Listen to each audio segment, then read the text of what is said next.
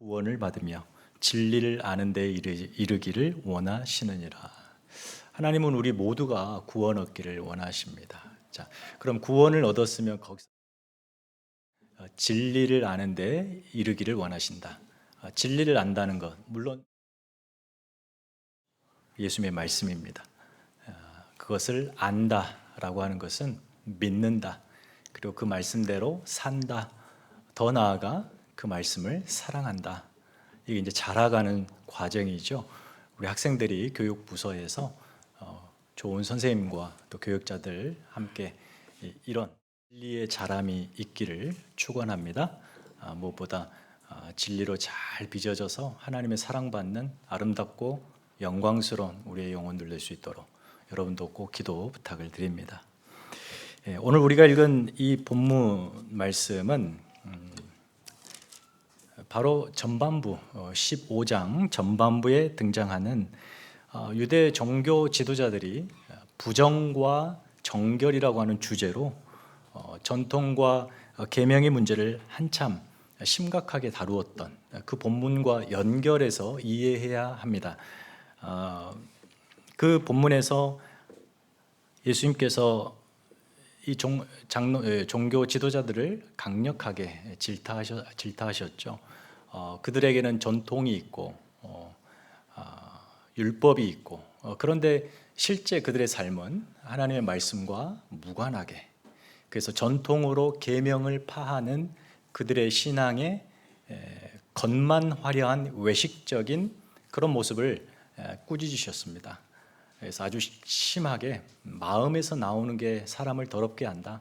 그 마음에 온갖 악독이 악한 생각들이 있는데 그게 바로 너희다라고 아주 심하게 꾸짖으셨는데, 그렇다면 한판 이렇게 그 충돌이 일어나야 되는데 잠시 멈추고 예수님께서 장소를 옮기시면서 서사가 달라집니다.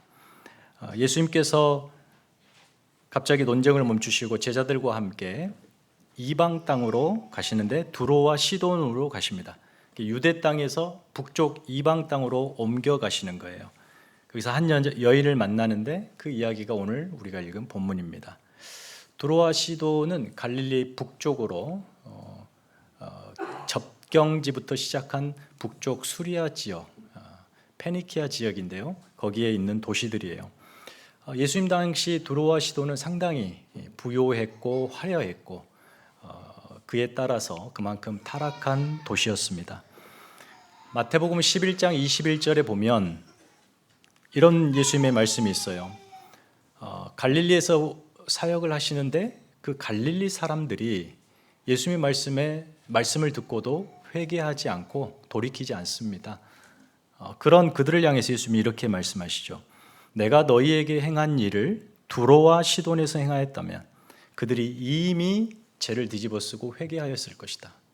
두로와 시돈이라고 하는 그 도시는 절대 회개할 수 없을 만큼 타락한 도시인데 그들을 빗대어서 갈릴리 사람들, 유대인들을, 그들의 불신앙을 예수님께서 꼬집고 계시는 거죠. 그때 등장했습니다. 두로와 시돈, 절대 회개하지 않을 그런 민족들, 이방인들이죠. 그들에게 이런 갈릴리에서 행했던 기적을 그들에게 베풀었다면 그들은 이미 회개했을 것이다라고 말씀하시고 있는 거죠. 예수님이 제자들과 함께 이렇게 이방 도시를 가시는데 한 가나안 여인이 예수님의 뒤를 따릅니다. 가나안 여인이라고 되어 있는데 이 이야기가 그대로 마가복음에도 있는데요. 그 마가복음에 보면은 헬라인이며 수로보니게 여인이라고 등장합니다. 수리아에 있는 페니키안 이방 여인이죠. 여기는 헬라 땅입니다. 로마가 통치하는 땅이죠. 로마의 세계관이 지배하는, 거기에 젖어 사는 이방인이라 이 말이에요. 근데 마태는 그런 헬라인, 수로보니게 여인 이런 표현을 쓰지 않고 오늘 보니까 가나안 여인이라고 쓰고 있습니다. 마태복음이 유대인을 향하기 때문에 가나안이라고 하는 이 단어는 이 이스라엘에게 매우 친숙한 단어죠. 이방인을 지칭하는 단어예요. 그래서 일부러 마가가 이걸 씁니다. 마태가 이걸 쓰는데요. 이 이방인이라고 하는 것은 앞서 주제가 정결, 부정 이런 거의 주제였는데 연속 이어지면서 여기서도 이방인은 다름 아니라 부정한 족속들이에요. 유대인들에게 있어서 그들이 등장하는 것입니다. 오늘 본문은 그래서 이 앞선 본문과 주제적으로 그리고 인물적으로 대조를 이루고 있습니다. 부정과 정결이라고 하는 주제가 계속 흘러 들어오고요. 스스로 정결하다, 깨끗하다라고 이야기하는 종교 지도자들과 그리고 부정하다고 이렇게 비난받는 한 이방 여인이 등장하면서 대조가 되고 있습니다. 그래서 오늘은 그런 점을 염두에 두고 말씀을 좀 살펴볼 텐데요. 한 가나안 여인이 예수님을 뒤따르면서 그의 예수님과 제자들의 뒤에서 이렇게 외칩니다. 주 다윗의 자손이여.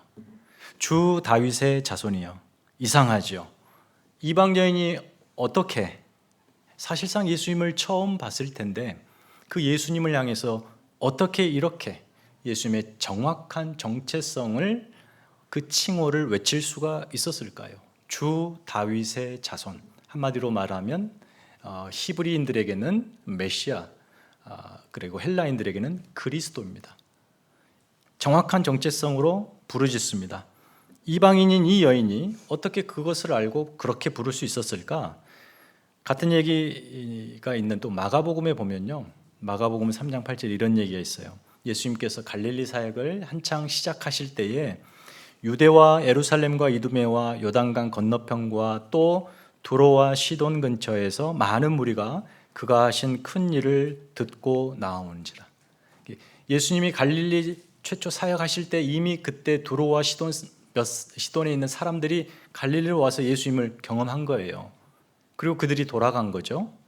그러니까 이 여인은 아마도 그들의 경험에 의한 소문으로 예수를 접했을 겁니다.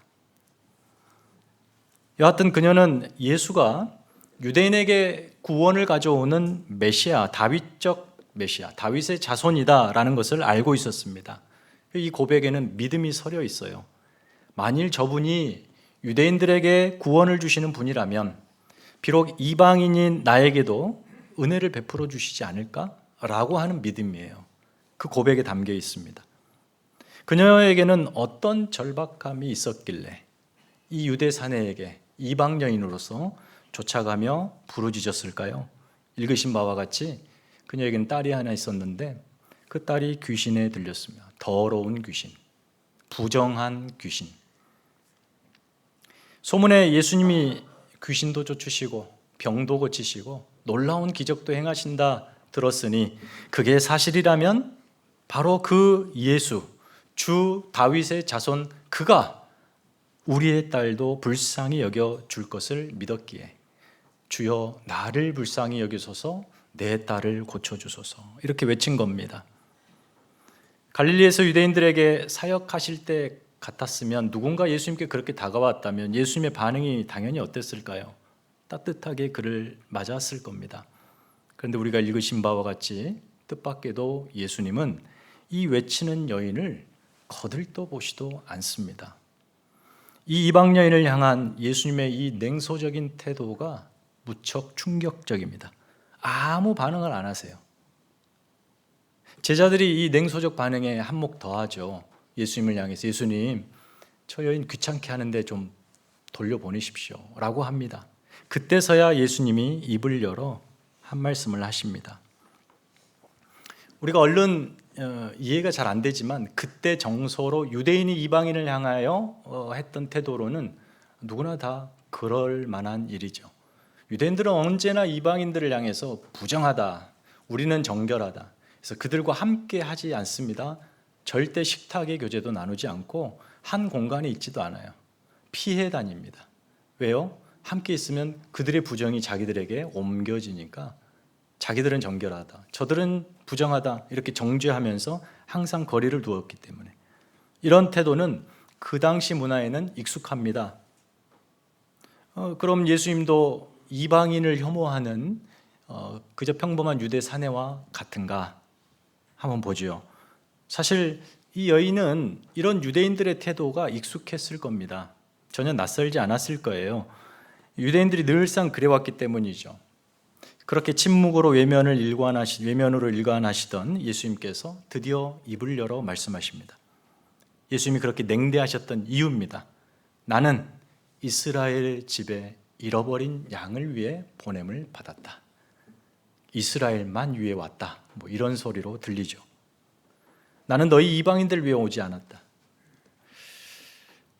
앞서 예수님께서 마태복음 10장에서 제자들을 훈련 삼아 파송합니다. 그때 제자들에게 파송하시면서 이렇게 당부하죠. 너희는 절대 사마리아로 가지 마라. 이방으로 가지 마라. 오직 이스라엘에 잃어버린 양들에게 가라. 그때도 이스라엘이라고 하는 범위를 제한하십니다. 그곳으로만 가서 생명을 전하라는 거예요. 정말 그런가? 이렇게 된다면 정말 메시아는 유대인만을 위해서 오게 되는 거죠. 자, 이렇게 들었으면 여인이 마음이 적잖게 상했을 겁니다. 그런데 이 여인은 뒤로 물러설 의사가 전혀 없습니다. 보다 적극적으로 단숨에 예수님 발 앞에 나아갑니다. 적대적인 말씀에도 아랑곳하지 않고 다시 한번 부르짖습니다. 주여, 저를 도와주십시오. 지금 이 여인은 오직 지금 내 형편 처지, 내 사랑하는 딸, 그를 고쳐줄 분은 내 앞에 있는 이 예수 당신입니다. 내 딸은 당신만이 고칠 수 있습니다. 필사적으로 다른 대안 없습니다. 다른 답 없습니다. 라며 예수께 매달리고 있습니다. 두 번째 여인의 간청에 예수님의 두 번째 말씀이 이어집니다.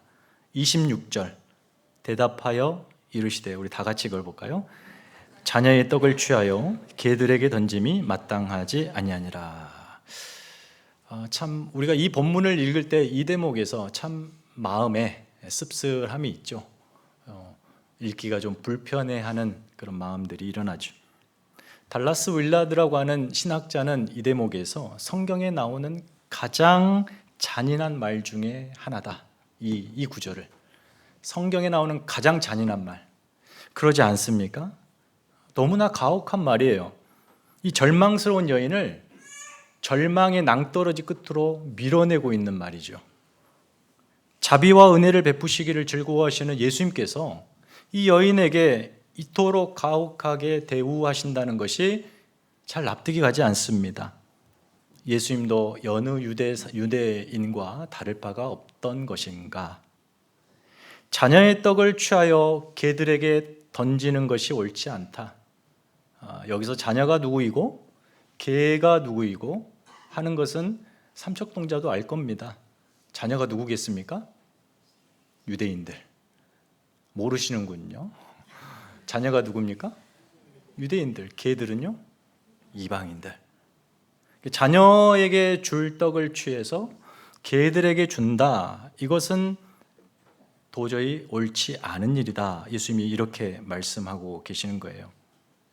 당시 개는 지금은 워낙에 친근한 동물이지만 당시 유대인들은 늘 이 개를 이방인에 빗대어 폄훼하는 동물로 사용합니다. 그러니까 자녀에게 떡을 준다. 이 말은 단순히 먹을 걸 준다. 이걸 떠나서 하나님의 구원, 은혜, 하늘에서 베풀어지는 복, 이걸 준다는 거죠. 그러니까 예수님의 말씀은 이스라엘이 마땅히 받아야 하는 복과 은혜를 취해서 이방인인 너희에게 주는 것은 옳지 않다. 이렇게 말씀하신 거예요. 예수님의 이 말씀은 이방 여인을 두 번 그 가슴을 흡입하는 거예요. 너무나 가혹합니다. 너무나 인정머리 없습니다. 그런데 사실이 그렇습니다. 예수님은 유대인들의 메시아로 보냄을 받으셨어요. 하지만 이것은 오직 이스라엘, 오직 유대인은 아닙니다. 그것은 결코 아닌데, 그래서 이 똑같은 이야기가 마가복음에 이렇게 되어 있어요. 읽어드리면 그대로 예수께서 이르시되 자녀로 먼저 배불리 먹게 할지니 자녀의 떡을 취하여 개들에게 던짐이 마땅치 아니하니라. 마태가 이 본문을 인용하거든요. 가지고. 근데 마태는 여기서 자녀로 먼저 배불리 먹게 할진 이 말을 빼버려요. 먼저를 뺍니다. 그러니까 유대인이 먼저 배부르고 그 다음 이방인이 배부른다 그러면 기대가 조금 있잖아요. 마태는 이 기대마저도 싹둑 잘라버립니다. 먼저를 뺍니다. 그런 식으로 이 여인을 더욱 매몰차게 몰아붙이죠. 만약에 여러분 이 본문이 이렇게 끝났다면 예수님은 유대인의 메시아입니다. 유대인이 아닌 자들은 이 본문을 읽을 때마다 불편해해야 했습니다. 그런데 이 모든 상황에 반전이 이어지죠. 수치와 모멸감을 느꼈을 이 예수의 발언에 여인의 태도입니다. 적극적으로 그 말을 수용합니다. 긍정합니다. 그리고 놀라운 고백을 이렇게 꺼내놓습니다. 자녀들의 떡을 취하여 개들에게 던짐이 마땅치 않다. 이렇게 말씀하신 것에 대해서 이 여인은 맞습니다. 맞습니다. 하지만 개들도 주인의 상에서 떨어지는 부스러기를 먹습니다. 뜻밖의 고백이죠. 맞습니다. 하나님의 구원, 하나님의 은혜, 하나님의 자비, 그것은 당연히 하나님의 자녀인 이스라엘의 몫입니다. 인정합니다.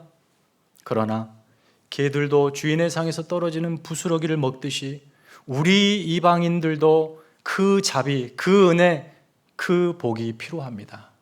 라고 간절히 부탁하는 겁니다. 그러므로 부스러기 은혜라도 저희에게 베풀어 주십시오. 저는 그게 필요합니다. 그 부스러기 은혜라도 그게 있어야 우리 딸이 회복합니다. 사실 여러분 부스러기 은혜라는 말이 있겠습니까마는 이 여인의 고백에 담겨 있는 믿음의 내용이 결코 얕지 않습니다. 우선 이 여인은요, 이스라엘이 하나님의 자녀들에게 마땅히 하나님의 자녀들에게 메시아가 가져올 구원을 받을 권리가 있다고 인정합니다. 이스라엘이 있습니다. 인정하죠. 그렇죠. 하나님은 아브라함과 이삭과 야곱의 하나님이에요. 이스라엘의 하나님이십니다. 모든 생명과 복과 은혜는 그들의 것이에요. 그러나 그 하나님이 이스라엘을 그토록 사랑하신 까닭이 무엇이었겠습니까? 아브라함의 언약, 그들의 조상인 최초 아브라함의 언약에 처음부터 등장하는 내용이죠. 너는 복이다. 내가 너를 창대케 하리라. 거기서 끝나나요? 아브라함 언약의 핵심은 그 다음입니다. 땅의 모든 족속이 너로 말미암아 복을 얻을 것이다. 하나님께서 이스라엘을 선택하시고 자녀 삼으시고 그들에게 복을 주시고 메시아를 먼저 보내 그들이 복받게 하시는 목적은 다른 데 있지 않고 이방인들이 그 복 안으로 들어오게 하기 위해서다. 그러니까 이 여인은요, 아브라함의 언약에 담겨 있는 하나님의 그 하나님 나라의 비전, 청사진을 그대로 가지고 있는, 교회를 같이 하고 있는 믿음의 고백을 드리고 있는 거예요.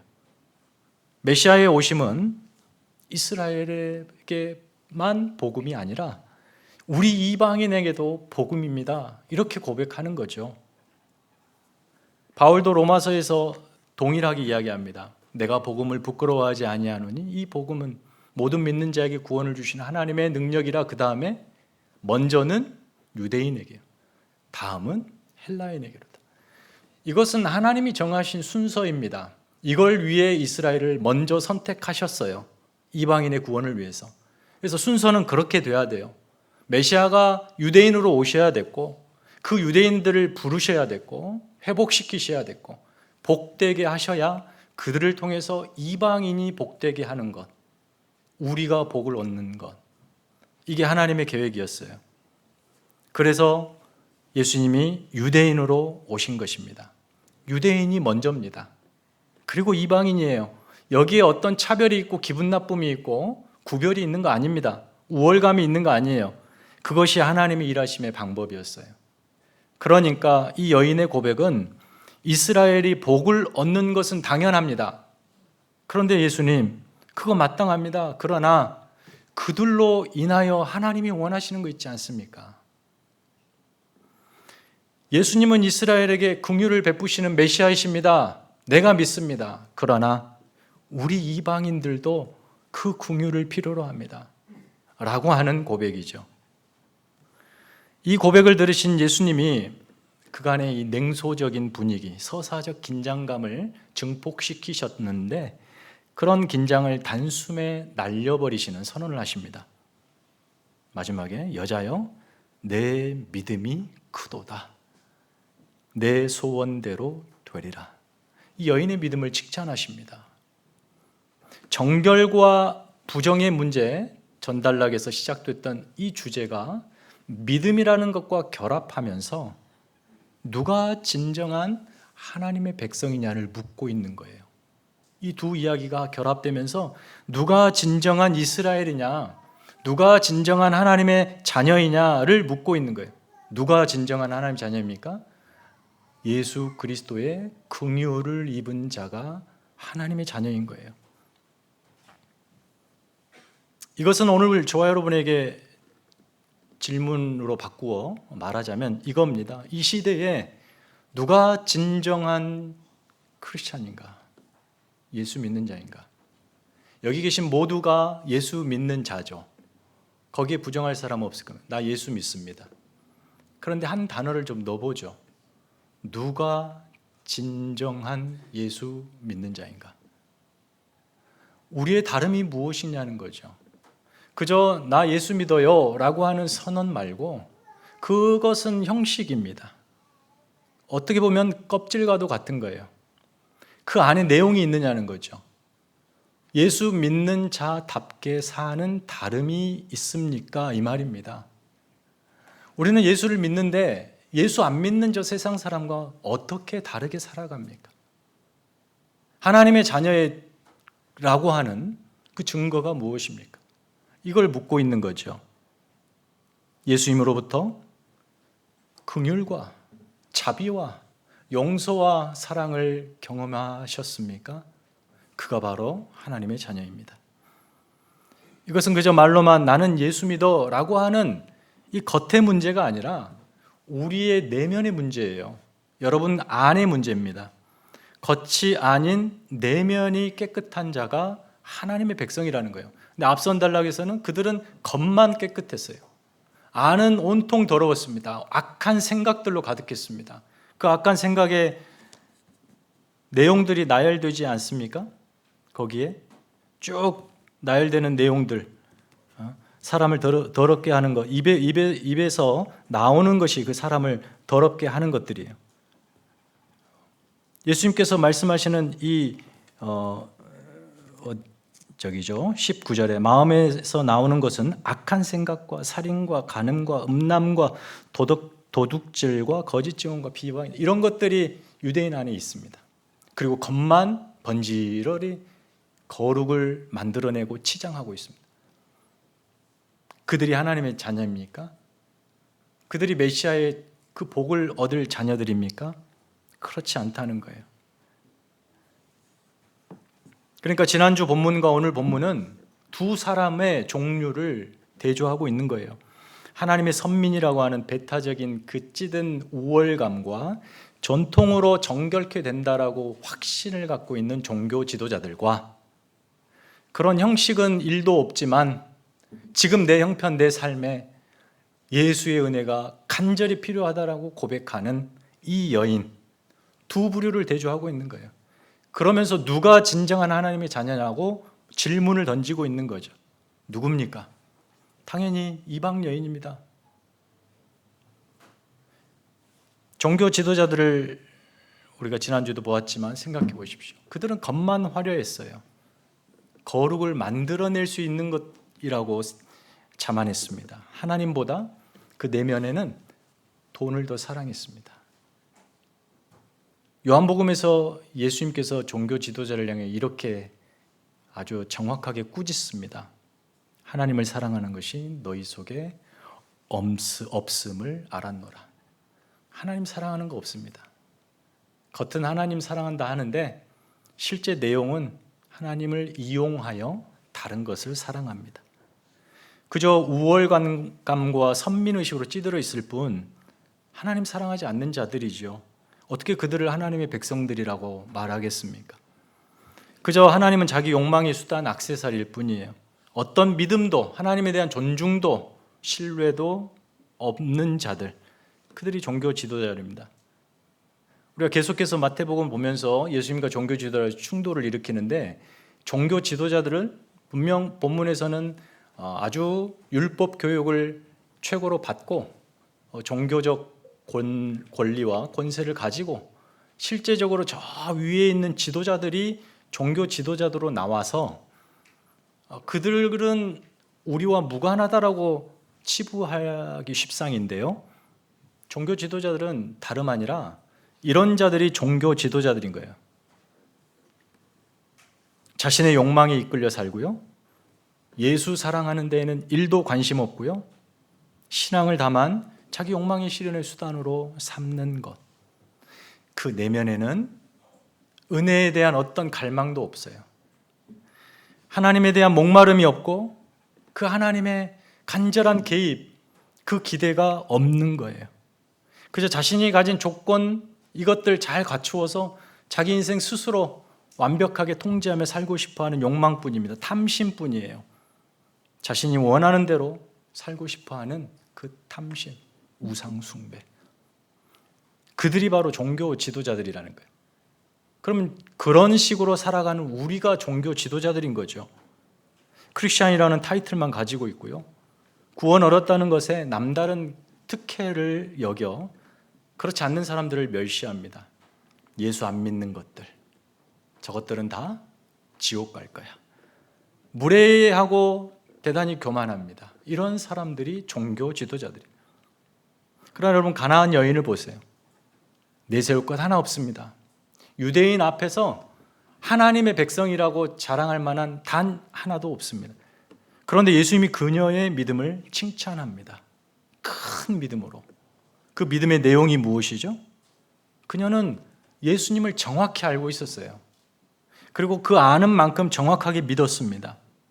그분만이 자기 인생의 유일한 희망이요 답이라는 사실을 믿었습니다. 비록 자신은 이방인이지만 부스러기 은혜라도 얻는다면 살 수 있다라고 하는 소망, 확신이 있었습니다. 그래서 자존심, 체면 이런 것 좀 구겨져도 아랑곳하지 않습니다. 무시와 멸시 당합니다. 왜? 내게 필요한 건 부스러기 은혜이기 때문에. 지금 내 눈앞에 메시아가 있습니다. 그분이 불쌍히 여겨주신다면, 부스러기 같은 은혜를 떼어 나누어 주시기만 한다면 지금 악한 영에 사로잡힌 내 딸이 회복을 얻을 수 있다, 건강해질 수 있다 라는 믿음을 가지고 적극적으로 매달림, 다른 대안이 없습니다. 오직 예수입니다. 바로 그가 하나님의 은혜를 경험합니다. 그분이 내 삶의 유일한 희망입니다. 그분의 은혜 아니면 안 됩니다 라고 하는 절박감, 하나님의 용서와 긍휼에 대한 목마름, 간절한 기대, 이런 것들이 여러분 내면에 있느냐고 묻는 거예요. 여러분의 내면에 그것이 있습니까? 아니면 어느새 나도 모르게 내 신앙이 화석화되고 말씀을 들어도 감동이 없고 관심이 없고 그냥 습관적으로 주일 되니까 교회 가고, 어떤 분은 안 가면 벌 받을 것 같아서 무서워서 나오기도 하고, 그런 식의 어떤 형식만 남아있고 그 안에 내용은 아무것도 없는 건 아닌지, 그렇게 형식만 가지고 있는 사람을 가리켜 종교 지도자들이라 하는 거예요. 하나님이 찾으시는 하나님의 백성은 누구일까요? 하나님의 은혜를 간절히 사모하는 사람들. 그 은혜 없이는 살 수 없다고 매 순간 고백하는 사람들. 그래서 매일매일 부스러기 같은 은혜 하나님 허락하여 주십시오. 나는 지금 주님이 필요합니다 라고 고백할 수 있는 겸손한 사람들. 내 인생, 나의 오늘 내가 책임질 수 없습니다. 저는 그럴 능력이 없습니다. 하나님 들어와 주십시오. 하나님이 필요합니다. 부스러기 은혜라도 줬사오니 나는 지금 주님이 필요합니다. 저 여기서 물러날 생각 없습니다. 은혜 베풀어 주십시오. 바로 이런 사람들, 그 은혜를 사모하는 사람들, 그들이 바로 하나님의 자녀들인 거예요. 그러니까 지금 이 사건에서 이스라엘이 누구냐인가에 대한, 하나님의 백성이 누구냐에 대한 정의가 완전히 새로워지는 거예요. 엄청난 사건인 거죠. 앞서 자기들이 이스라엘이다, 하나님의 자손이다라고 전통을 내밀고 율법을 내밀고 삶의 습관을 내밀고 형식들을 내밀은 그 사람들이 하나님의 백성이 아니라 내세울 것 하나 없어도 지금 여기 오늘 나의 삶의 자리에 예수가 필요합니다 라고 고백하는 그가 바로 진정한 이스라엘, 하나님의 백성이다라는 말입니다.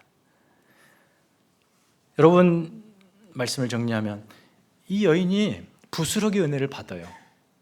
부스러기 은혜, 그 결과 자기 딸이 낳습니다. 여러분, 부스러기 은혜로도 그 놀라운 역사가 일어나는데 진짜 은혜 받으면 어떨까요? 바로 이 여인이 하나님의 긍휼을 입습니다. 참 이스라엘이 됩니다. 하나님의 백성, 하나님의 자녀가 됩니다. 더 이상 그는 식탁 아래 개가 아니라 식탁 위에 주님과 마주하고 주님과 상을 함께하며 교제를 나누는 하나님의 자녀가 된 거예요. 그런데 여러분, 우리 신앙생활 이 부스러기 은혜만 찾는 사람이 있어요. 저는 상 아래 계속 개로 살 테니 계속 부스러기 은혜만 주십시오 라고 하는 사람이 있는데 신앙생활 정말 모르시는 거예요. 이 여인의 은혜를 받았다는 말은 이런 겁니다. 상으로 올라와라. 이제 너 더 이상 거기 있는 사람 아니야. 내가 베푸는 생명의 잔치, 내가 진설한 이 능력과 은혜와 긍휼과 자비의 자리, 여기 와라. 나와 함께 얼굴을 맞대고 풍성한 생명을 함께 누려보자. 내가 차린 이 생명의 양식들이 바로 너를 위한 거다. 자, 먹고 마셔라. 생명의 풍요를 맛보아라. 이 상이 너를 위함이다. 이방인이 유대인들에게만 약속된 복을 얻습니다. 이게 바로 가나안 여인의 사건이에요. 가나안 여인의 사건 다음에 무슨 얘기가 등장하죠? 따로 본문을 안 볼 겁니다. 넘어갈 텐데 다음 주에는 바로 칠병이어라는 보리떡 7개와 물고기 2마리로 4,000명이 먹고 남는 놀라운 기적이 일어나요.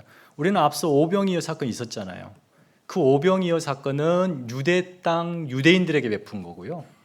지금 그 다음 일어나는 칠병이어 사건은 이방 땅 이방인에게 베풀어지는 하나님의 은혜예요. 그들을 하나님의 백성 삼으시는 예수의 사역이죠. 사랑하는 성도 여러분, 여러분의 신앙생활에 궁극적 목적이 있습니다. 그저 여러분이 부스러기 은혜로 피로 채우는 정도가 아니에요. 하나님은 거기에 만족하지 않습니다. 그 일에 타협하지 않습니다. 하나님, 저 그냥 좋아요. 상 아래서 이렇게 살겠습니다. 거기에 하나님은 타협하지 않습니다. 아니다. 나는 너를 그렇게 부르지 않았다. 내 상으로 올라오라. 내가 너를 배부르게 하겠다. 너에게 놀라운 약속으로 채우겠다. 보라, 내가 네 인생 어떻게 생명으로 채우는지 보라.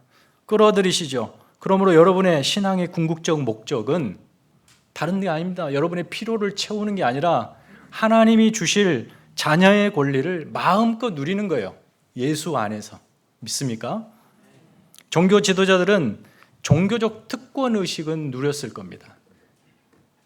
일상 삶의 혜택을 다양하게 누렸을지 몰라도 하나님 안에서 베풀어지는 참된 복, 은혜, 자유, 평안, 이런 것들과는 거리가 멀게 삽니다. 늘 그들은 불안해했어요. 두려워합니다. 부족해서 늘 욕심을 부렸고 돈을 쫓아 살아갔습니다. 돈의 노예가 됐어요. 성전고에 재물 가득 쌓아놓고 그걸로 안심을 누렸던 자들. 여러분, 그들에게 평안이 있었을까요? 그러나 이 여인, 하나님의 자녀가 된 이 여인은 그 은혜를 마음껏 경험합니다. 하나님을 사랑하고 이웃을 사랑하고 하늘로부터 오는 하나님의 놀라운 성품으로 자기 내면을 채우고 거기서 뿜어져 나오는 말과 행동과 표정과 그 모든 것이 하나님을 닮은 거룩한 자녀로. 그래서 갈라디아서 5장에 나오는 성령의 9가지 열매가 자신의 것이 되는 그런 풍성한 잔치를 자기 것으로 가져가는 하나님의 자녀의 삶, 그것이 저와 여러분이 꿈꾸고 열망하고 간절히 소망해야 되는 삶인 거예요. 여러분이 하나님의 자녀인 줄 믿습니다. 여러분의 인생에 단 하루도 하나님의 은혜가 필요하지 않는 시공간은 없어요. 기억하십시오. 여러분이 어떤 걸 가져서 조건을 갖추어서 그것이 여러분에게 참된 기쁨과 만족을 주는 것 아닙니다. 거기에 하나님의 은혜가 있느냐? 그것이 참된 백성됨을 가릅니다. 여러분이 그 하나님의 놀라운 백성으로서 약속된 복과 은혜를 충만하게 누리시는 모두 되시기를 축원합니다. 찬양하십시다.